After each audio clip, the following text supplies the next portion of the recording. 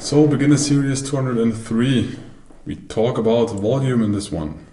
We have different types of volume. We have vertical volume, which is defined, or the definition is the number of contracts traded in a specific time frame.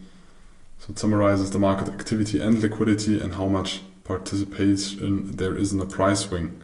So it is the volume that you see on the bottom of the chart most of the time. So you have time frame, for example, 1 hour, then this candle represents 1 hour and you have this amount of contracts. You can also add numbers to this, but the interesting information is always about how far did the market move and how much volume is traded.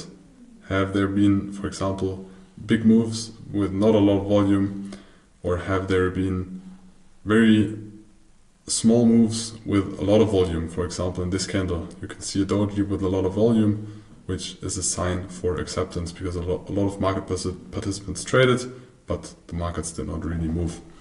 But this is called vertical volume. But you also have horizontal volume, which is the things we use way more, which is volume by price, or also called volume profile.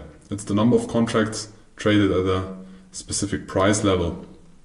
And you can see it here on the left. And now we will dive deeper into that. So we have the volume, we have different price levels. As you can see, you have like the small, each price level is represented by one line, and you have buyers and sellers are equal because it's always a match. So there's the volume and there's the price. And that's it. We have a price, we have volumes traded on each price level, with price action, and we know how much volume is traded on each tick. A standard deviation. Most of you should know this from your time in school. So it's a statistical analysis where elements of a bigger and bigger sample tend to fall under a normal distribution that resembles a bell, or also called the Gaussian curve, which looks like this.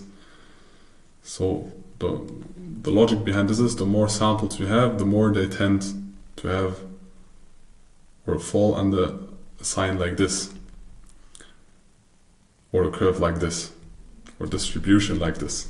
For example, the IQ distribution shows the IQ of man versus woman, and you see we have some people that have a low IQ. We have a lot of people with an average IQ, and we have some people with a very high IQ.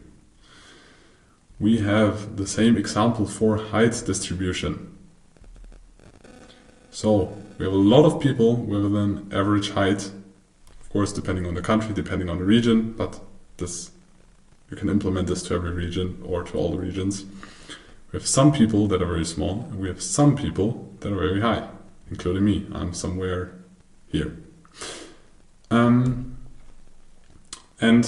we have standard deviations. So we have an area that represents around 70% of the elements or the numbers that are in there, and those 70% are called the standard deviation, and it's highlighted in dark blue, again furthermore in purple here. So this is called the standard deviation. So this is the median, so this is the middle, the average, and then we have standard deviation to the top and to the bottom, and this represents 70% of the samples.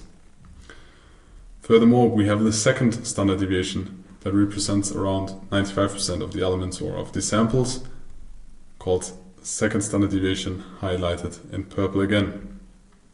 And we have a third standard deviation that represents 99% of the elements, that nearly includes everything except me with 2 meter height, but sometimes it may be good, sometimes it may be shit. Standard deviation is also something we use in volume. And we know the standard deviation, or the first standard deviation in volume profile, is publicly known as the value area or fair value. So when you have a volume profile, you look for where are the 70%. So you have the highest or the median, which is most of the time somewhere in the middle, and then where is the area to the bottom and to the top and to the bottom where we have 70% of the volume. So there are different anomalies and different things we need to name in the volume profile. So we have a point of control, which is in the middle, which is the point of control where the most volume is traded. This is, in real, this is the VPOC because it's the point of control, volume point of control. We have a value area high and the value area low. So this is like the first standard deviation to the upside and to the downside. We have peaks in volume, which are called high volume nodes, and we have valleys in volume, which are called low volume nodes.